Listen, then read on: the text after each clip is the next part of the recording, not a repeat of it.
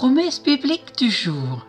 Lisons dans Marc chapitre 16 verset 6 où il est écrit « Il leur dit, ne vous épouvantez pas, vous cherchez Jésus de Nazareth qui a été crucifié, il est ressuscité. » Peut-être vous êtes dans la défaite. Sachez que la victoire vous est possible, car elle a été vaincue à la croix de Golgotha par Jésus-Christ qui est vivant. Partageons ensemble ce verset dans 1 Corinthiens chapitre 15 verset 57 où il est écrit « Mais que Dieu soit remercié, lui qui nous donne la victoire par notre Seigneur Jésus-Christ qui est ressuscité des morts, il est vivant. À vous de passer de la défaite à la victoire en son nom. » La Bible dit dans Romains chapitre 12 verset 21, « Ne te laisse pas vaincre par le mal, mais sois vainqueur du mal par le bien. » Dans la première épître de Jean, chapitre 5, verset 5, il est écrit « Qui est victorieux du monde? N'est-ce pas celui qui croit que Jésus est le Fils de Dieu ?» Dans Jean, chapitre 16, verset 33, il est écrit « Je vous ai dit cela, afin que vous ayez la